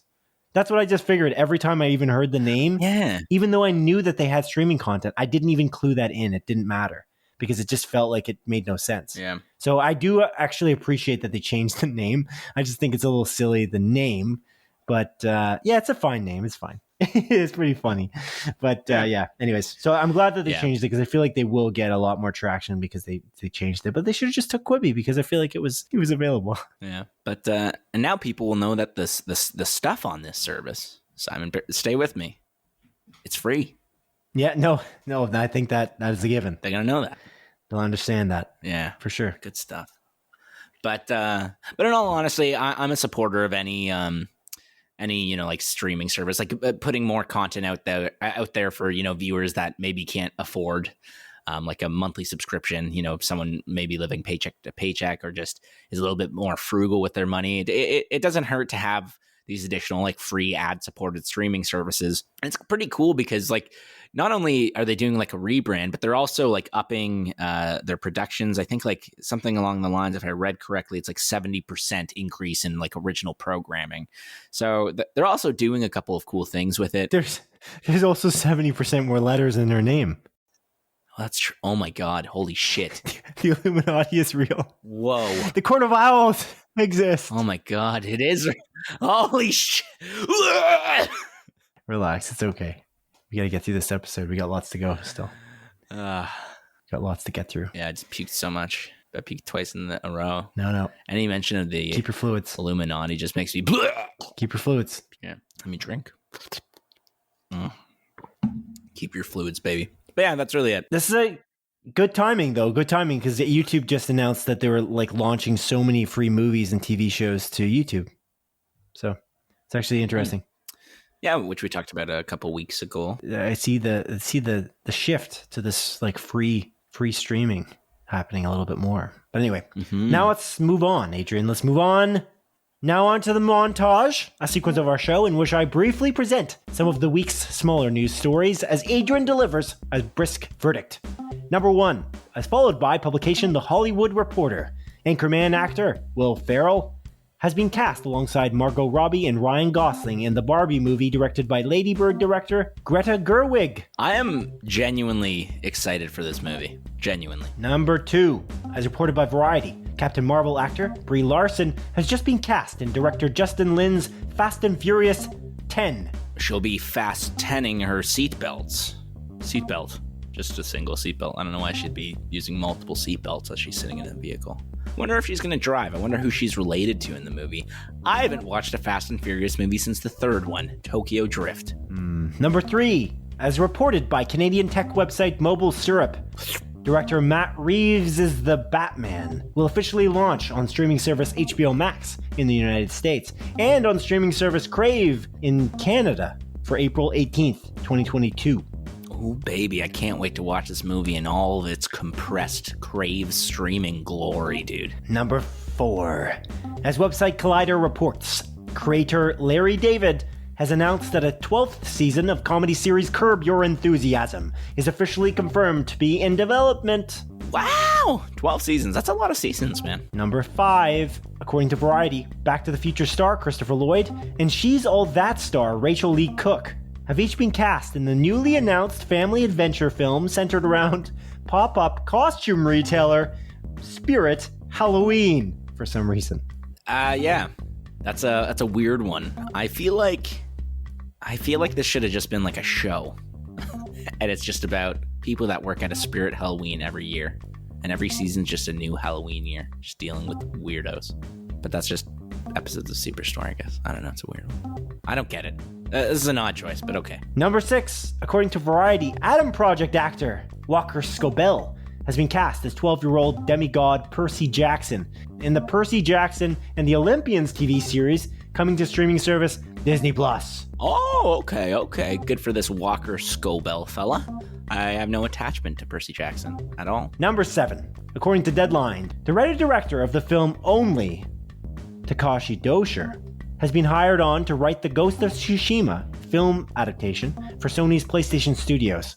John Wick director Chad Stahelski had previously been announced as the director of the project. Cool. Again, I'm cautiously optimistic, I guess, for Ghost of Tsushima movie. Number 8, as Variety reports, HBO's Silicon Valley co-creators John Altshuler and David Krinsky are developing a TV series based upon real-life Irish gangster Richie Stevens' road to redemption. Actor and author Richie Stevens went from drug trafficking and kidnapping to starring as an actor in popular TV series like NCIS and Criminal Minds. This guy kidnapped people? It's wild. Where are the kids now? Did he, sell them? Anyways. Yeah, you can kidnap adults as well. Simon, we've been through this. It's kidnapping. If you're stealing adults, it's trafficking people. Human trafficking. It's human trafficking. Right? I don't think so. I don't think that's the distinction. I feel like you can definitely kidnap someone that's not adult napping. a kid. That's what we call it. Because, then it may just be about kids napping. You know what I'm saying? That's a good point. Touche. It's about kids going to sleep midday. About 1 p.m. So, if you want to get that literal. Yeah. Number 9. As Variety reports, streaming service HBO Max has greenlit an 8-episode ghost story Dead Boy Detectives TV series based upon the characters created by authors Neil Gaiman and Matt Wagner. Neato. Number 10. As reported by website Collider, Amazon is working on a TV series based around the Great Canadian Maple Syrup Heist, with the Everything Everywhere All at Once actor Jamie Lee Curtis signed on to produce the project. During said maple syrup heist in 2011, approximately $18 million worth of maple syrup was stolen from the National Maple Syrup Reserves in Quebec, Canada. Arguably the biggest heist of all time. No, I don't think so. And that concludes the montage. Oh, big maple syrup montage time. Adrian, tell me, my friend, what do you got? What have you got for Simon now? I got news for Simon. Now? You ready? Oh, I got new releases for Simon. I got news for Simon. You got news for me. I got news for Simon. That means you're gay. What? It's from the. For reference, I've been referencing a Law and Order SVU episode with Ice-T when there's a guy who's like, I have relationships with women and sex with men. And then Ice-T's like, well, I got news for you. That means you're gay. That's what I've been referencing each week. I've mentioned it before. That's a real line. That isn't fake. You should look it up. It's fucking hilarious. It's unbelievable. The guy that even says like that, I have relationships with women and sex with men. He looks like a PS2 character. What? He's a real guy. Just look at it. I know, but he looks like a PlayStation 2 character still, like in real life. I don't know what that means. Just look it up. Look it up. But it is interesting that you're explaining this now at episode 94, because I feel like you've been doing this since episode like 9 of Split Focus. Yeah, I've definitely mentioned it before. But, you mentioned it a couple times for sure, but I always waited for the moment when somebody would write into us and say like, what are you talking about when you say we got new releases for you? Like, what are you referencing? But that's never happened yet, because it just seems like nobody cares. So Adrian, I ask again, what do you got for me? I got new releases for you. Okay. What are they? Yeah, this is for the week of April 18th to April 24th, Simon. Are you ready? I'm going to rapid fire through these, except for when I stop inevitably. Oh, I'm ready. Okay. So again, week of April 18th, the week of April 24th. That's a Monday to a Sunday, baby, as per usual. And the first movie that's coming out is called White Hot, The Rise and Fall of Abercrombie and Fitch.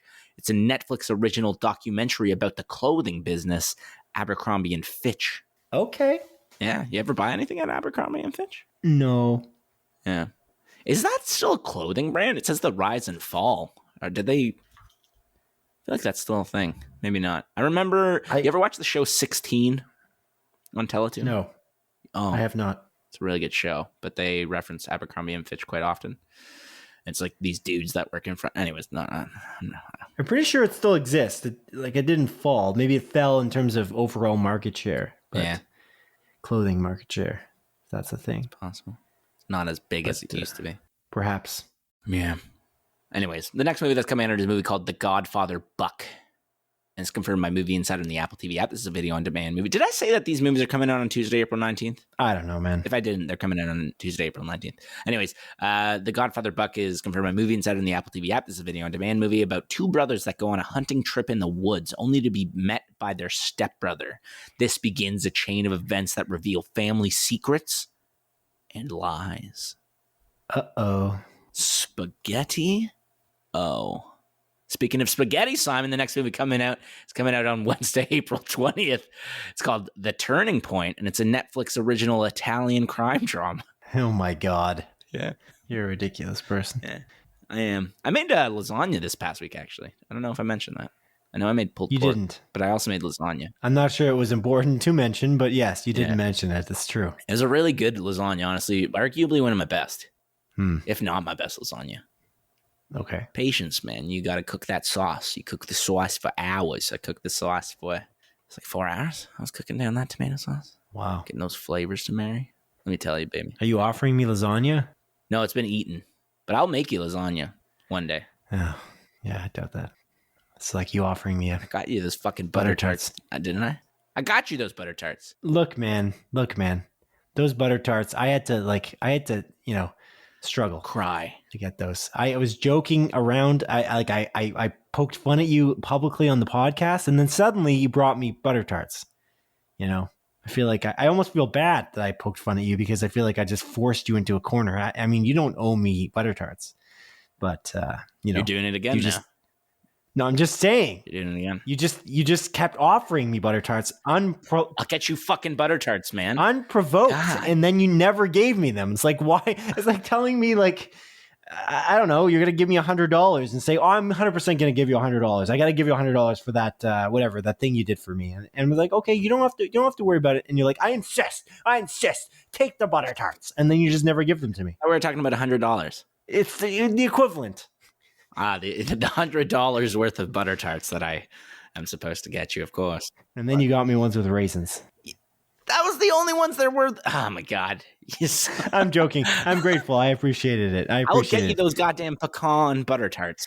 I'm just joking. You don't owe me butter tarts. Stop this. Don't promise something you can't deliver, first of all. And then second of all, you don't owe me butter tarts. I know what you're doing here, man. I know what you're doing.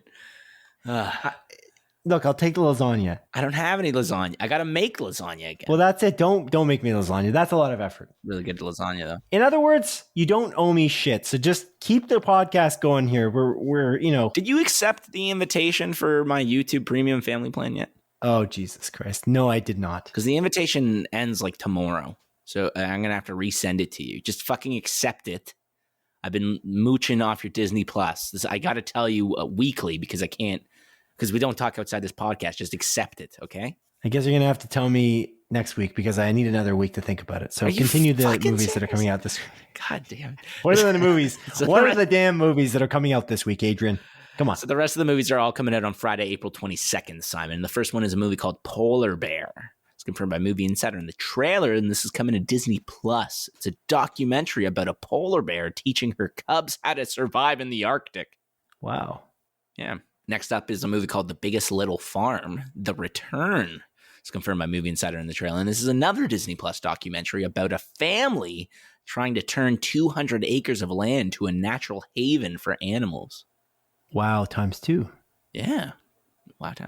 Get ready for Wow ×3, baby. The next movie coming out is a movie called The Cellar. This is confirmed by Movie Insider in the Apple TV app. This is a video on demand. Huh? E what? The Cellar. E. Oh.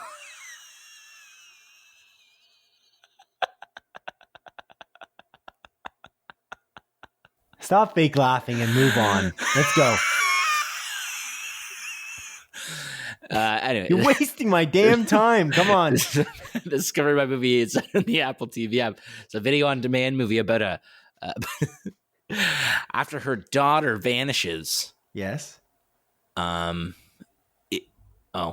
the cellar. Oh, I was using voice to text. I was using voice to text. After her daughter vanishes in the cellar of their new home after eating a thing of celery, a woman must confront an ancient celery to get her daughter back. No. First of all, that's not what it says. A woman must confront an ancient evil is what you wrote. But you also wrote in the cellar after her daughter vanishes in the cellar, as in the person who sold their home. Also as vanished, yes. SELLER of their new home. I use voice to text. Okay. Yeah, no, I can tell. That's obvious. Okay, I'm glad it's obvious. You know what isn't obvious, Simon? The Cowgirl song? Yeah, what a Cowgirl song is. And Simon, I'm about to tell you, because this is a movie confirmed by Movie Insider in the Apple TV app. It's a video on demand movie. And it's about this father who is wrongly imprisoned, right? And then two sisters that are the daughters of said father move in with their retired country singer grandma, and they come up with a plan to make their grandmother go out of retirement to raise money to get their father the defense he deserves, Simon. Where's the Cowgirl song in this? I imagine the grandmother sings because she was a retired country singer. Oh, sorry, retired country singer. Yeah. Sorry. My mistake. I blanked for that moment there when you said that. My mistake. And the craziest part, they live on a celery farm as well. It's true. Wow. Yeah. It's crazy relationship to that other movie. And that's where the movie The Celery takes place. Yeah, The Celery. They saved on costs. Yeah. Filming two movies in the same place. Celery farm also sold by the same seller of that woman's home. It's true. Who confronted the ancient evil celery. Mm-hmm. Crazy stuff. From the previous movie. Ancient evil celery. It's all related. It's all related, Adrian. Dude. It's all related. The Illuminati is real. The Illuminati is real. The Court of Owls exist. Anyways, continue. The Revolution Generation is up next. It's confirmed by Movie Insider and the Apple TV application. This is a video-on-demand documentary that explores the awakening and empowerment of the largest youth session. You sound confused about your own write-up. Am I wrong? No, you're not wrong. But I'm going to continue now. The largest youth session with the word largest, for some reason, capitalized when all other words are not in this sentence. Mm-hmm. I was using voice to text. No shit. Yeah.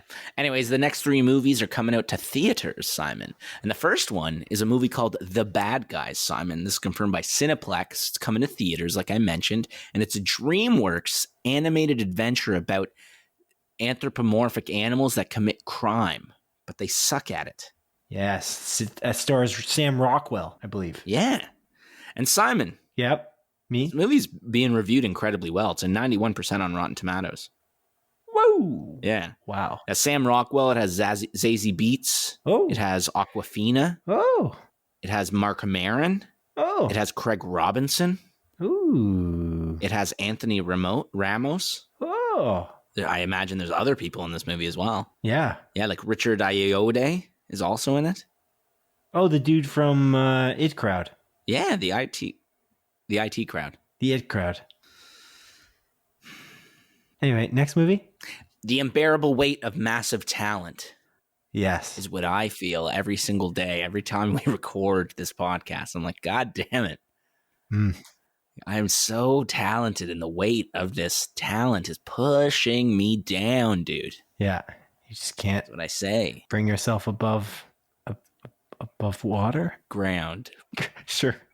I feel so bad for you, Adrian. Anyways, this is a movie that's coming out. It's true. And I'm very excited about it. Nicolas Cage plays Nicolas Cage, or a version of Nicolas Cage, and Pedro Pascal is some weird villain guy. So Nick Cage is Nick Cage, and Pedro Pascal is someone else who's his biggest fan. Who's also some kind of criminal. He's a criminal. According to the trailer. In the underworld. Yeah, it looks great. He's actually a celery trafficker. It looks, yeah. He's a celery, he traffics celery. Mm-hmm. That's right. Yeah. And adult naps people. I was going to say very young celery. So he actually kidnaps them. Oh, he kidnaps celery. Okay. Yeah. Sorry.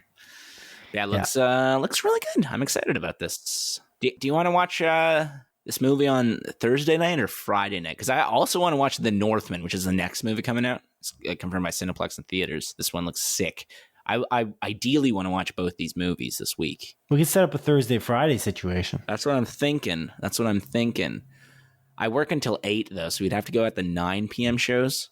So I was thinking, I know your girlfriend works an adult job, and she works early in the mornings. Does she want to watch either of these movies? Because if she wants to watch The Unbearable Weight of Massive Talent, we do that on Friday, and then Northman on Thursday. Yeah, that's the one she wants to see. Okay. She has no interest, most likely, in The Northman. Okay, so do we do The Northman on Thursday and then Massive Talent on Friday? I believe so, Adrian. I believe so, but I'll have to talk about this with said girlfriend, and then we'll have to reconvene this conversation outside this podcast.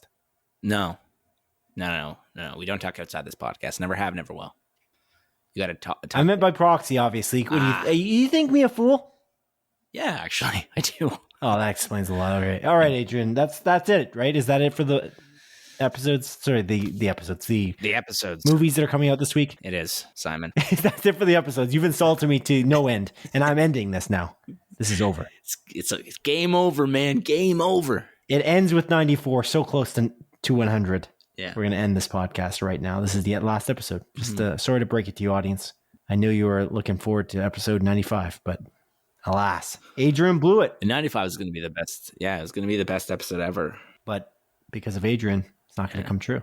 No. Remember when we recorded that one episode? That was literally the best episode we ever recorded, and then it got deleted, so we had to re-record it. That was a really good episode. Yeah, it was. It was. In all honesty, we called it the best episode that was never aired, but it was like ever aired, by the way, not just from our podcast, Split Focus of Film and TV podcast, but from any episode of any podcast ever made. Honestly, man, it would have, dude, I'm certain about this. We would have been the number one podcast in New Zealand if that episode came out. I'm certain. Yeah, but now we have to settle for number 2. I know, and it sucks. Yeah, I know. It does suck. It does suck. Adrian, we've gone off track like about on 3 tangents in the last 2 minutes. So I'm just going to say here, we're not ending this podcast here. We're definitely going to have a 95th episode. And it will air on Monday, just like this episode did. Mm-hmm. This episode 94 did. Yeah. And as all episodes have before it, all episodes have aired on Monday, traditionally on all of the various streaming platforms that you can find podcasts on, including Apple Podcasts, Amazon Podcasts, Spotify, and the list goes on. Yes. If you could subscribe to us, audience, I'd very much appreciate it. Mm-hmm. Please do that. If you can review us, audience, I'd very much appreciate it. You can do that on Apple Podcasts, on Spotify, on Facebook. You can do it on Facebook. Yeah, you can review our page on Facebook. Again, a thing that I would very much appreciate because it does help us quite a bit. Adrian, do you have anything else to say to our audience? Do you have anything else to say to me before we wrap this podcast up? I don't know, man. There's I actually don't know. Like I'm really just thinking about fluids, because you need more fluids based on how much you puked for this episode. That's true, man. Lots of puke. Yeah. I hope you have a good bucket. I do. I've just been puking it into my cup and then just drinking it back. Yeah. Stop. Yeah. Stop. It's so weird that dogs just like puke out their food and then just eat their fucking own vomit. It is weird. It's also weird that dogs eat their own poo. Yeah. It's an evolutionary thing that is quite disgusting. Yeah. You ever try it? Don't let your dogs lick your face, y'all. It's got poop on it. Yeah, it's true. You ever try eating it? Your dog's poop? No. Did you? What kind of dumb question is that? Oh, dude, of course not. That's disgusting. Why'd you ask me if I did? I don't know. I was just curious. Okay. Adrian, is that all? Yeah, I think so. Alrighty then. Thank you, audience, for listening to the 94th episode of Split Focus, a film and TV podcast. My name is Simon Eady, and this is Adrian Pinter signing off. It is I signing off, and one thing that I'm certain about is that if there was an evil celery, Batman from the hit movie that's a good movie, Batman v Superman, could take out that evil celery. I'm certain about that. And yeah, Batman v Superman is a good movie. And so is Resident Evil Welcome to Raccoon City, Celery Town. And also the Illuminati is real. Relax. All right, goodbye. The Court of Owls is upon us, or whatever you said. I forget what you were saying. Are you saying goodbye or not? Goodbye, audience. Take care. Goodbye. Goodbye, Sorry. Adrian. Sorry. Take care. Goodbye until next week, Adrian. Simon. I hope you have a good time. Hope you make lots of lasagna, and I'll talk to you next week. I ain't making lasagna, actually. I got, I don't know what I'm going to cook, actually. It's Easter. The guy promises me lasagna and then says he's not making lasagna. I didn't promise you lasagna. What a joker. When did I promise you lasagna? Goodbye. I did it.